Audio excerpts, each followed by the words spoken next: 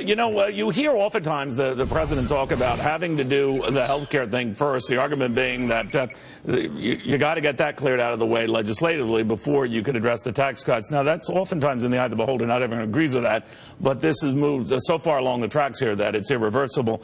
But the Republicans are right in saying right now that if the health care law, the way it exists right now, were to continue going forward, the money to pay for it would simply go away, would run out. In other words, the exorbitant benefits and the inarguable benefits that a lot of people like, coverage for pre-existing conditions and the like, well, that comes at a cost. And with a lot of young people not participating and with a number of state exchanges spiraling out of control to the point that we have barely half a dozen or so, and with a number of insurance companies opting out, the means by which you finance this, well, that's what the president is talking about. So this is not a political statement on what you like or hate about the law, just that it is financially unsustainable going forward. I just want to make that very, very clear here, because when the president talks about doing nothing, in other words, just sort of go along with this, the money will run out.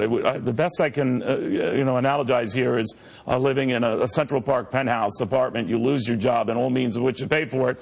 The views are great. No one can argue that it's a swell place to live, but you have no way to pay for it. Pretty soon they kick you out. All right, former Bush 41 campaign manager Fred Ballock joins us, independent women's voice, Hadley Heath Manning, and my buddy Charles Payne. Charles, that's what this comes down to. It is unsustainable the way it is presently going. Well, yeah, absolutely, and it's become even more so as these insurers have dropped out of it quicker rather than sooner. But I think a lot of people knew this. We talked about this as they were cobbling together, so it's not a major surprise that it was going to implode at some point. The key, though, and I think President Trump really does understand, if the Republicans stepped away and let it implode, it would be tough for them because the American people put them in office to take care of this. Now it is going to be tough. Consider right now, we know that over the last year or so, Republicans have come up with 5, maybe 7 plans. Right now, there's not a majority for any of them. So you just mentioned Mitch McConnell and Paul Ryan a moment ago. They have a serious task of being able to find one that everyone can agree on and go with it. And that's going to be tough. In fact, even Nancy Pelosi, who, listen, the Democrats throwing anything out there on a Sunday talk show said that she didn't think that they would be able to repeal it, which I found interesting. And that might be the case. There's not much wiggle room, right? Hadley, I know one plan is to just go ahead and get a repeal vote going and dare Republicans to reject that. And that's been covered in the Wall Street Journal and elsewhere. The thinking being that you don't want to put yourself out there sort of going against the party line in the hope that you find a replacement. But the reality is, the dirty little reality, and I say this to Democrats and Republicans, is this thing really is not sustainable the way it's going. I mean, the costs are such that the money coming in cannot possibly address that, especially with so many exchanges going kablooey and so many insurance companies heading out. So this is, by its own weight, collapsing. People think it's a Republican argument, conservative. It's just a math argument. So now the question is, what do Republicans do? Because as soon as they touch it, the president's right on this, it's on them, right? That's right, and you're just talking about the public costs. We also have to look at the private costs. So many Americans are paying much higher insurance premiums. They have higher out-of-pocket costs, higher deductibles. It's unsustainable from the government perspective, but it's also unsustainable for millions of Americans who've been affected in their pocketbooks. Charles is right. This is an important issue, but it's going to be a very difficult one for Republicans to address. It's even harder than the job that Democrats had in 2010 when they passed Obamacare, because Republicans don't have the 60-vote majority.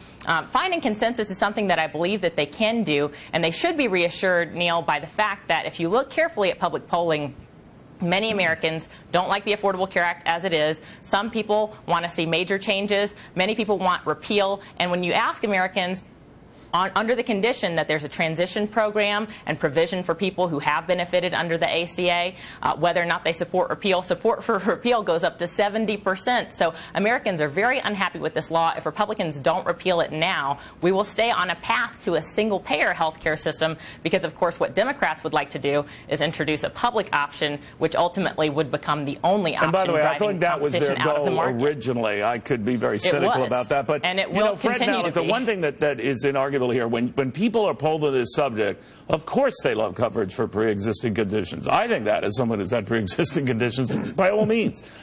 Keeping your kid on a policy longer, that is, assuming you like your child, that by all means. But I think what is lost here, if this meant a doubling in your premiums or a dramatic increase in your deductibles, could you still deal with that? And yet, even with all of that, this is not sustainable cost-wise. Now, what would have been the danger in your eyes, Fred, for Republicans to back away from this? I argue that either way they would have been tarred with its undoing, doing something or not doing something. And that's why I think the president was wrong in this respect. By doing nothing, he could argue that it let it implode and be on the Democrats. No, it would be on the Republicans, wouldn't it? Well, it would be on the Republicans. The American people elected Donald Trump and the Republican Congress to change. And the principal change they were looking at was Obamacare.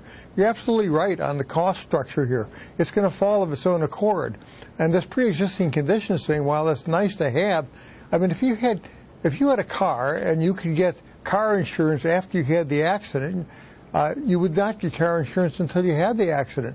Well, who would give you insurance on something like that? It wouldn't work. It's not sustainable. But here's the dilemma you have. While the American people expect quick action, it's much better to get this right than to get this fast. And keep in mind, we just had the Secretary of Health and Human Services confirmed. Secretary Price is now in office. The Trump team is coming together. They're working on it. I know the House has been working on this very, very hard. I believe there will be a plan in place, and it will be in the coming weeks, not months.